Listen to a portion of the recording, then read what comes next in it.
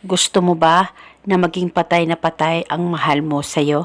Malayo o malapit man kayong dalawa sa isa't isa, yung sobrang mababaliw siya sa pagmamahal niya sa'yo.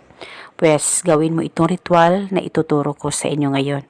Basta dapat maging positibo ka sa mga ganitong pamamaraan. Pwede mo ito gawin sa kahit na anong araw o oras na gusto mo. Ang gagawin mo lamang, kumuha ka ng garapon, lagyan mo ito ng kalahating asin. At pagkatapos, kumuha ka rin ng papel at panulat at isulat mo ito sa papel. Pangalan at apelido ng 7 beses. At dapat alam mo ang tunay na pangalan ng target nang sa ganon, mapadali po ang talab nito. At pagkatapos, i-roll ang papel o itupi at saka itusok o ibaon ito sa asin na inihanda mo na nasa garapon. At nang malagay mo na, hawakan saglit ang garapon, pakaisipin mo siya ng mabuti at ibulong mo ang mga salitang ito.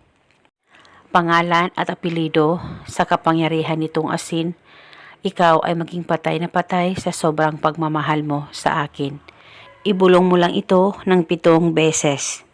At pagkatapos, pwede mong takpan ang ritual at itago sa safe na walang makakakita at makakaalam. Itago ito pang matagalan dahil isa itong gabay para patuloy ang pagmamahalan at samahan ninyong dalawa ng partner mo at mababaliw siya sa sobrang pagmamahal niya sa iyo. At kahit gaano pa kayo kalayo sa isa't isa, ay maging patay na patay sa pagmamahal ang partner mo sa iyo. Basta tiwala lang at huwag kalimutang palaging manalangin ng taimtim sa ating may kapal.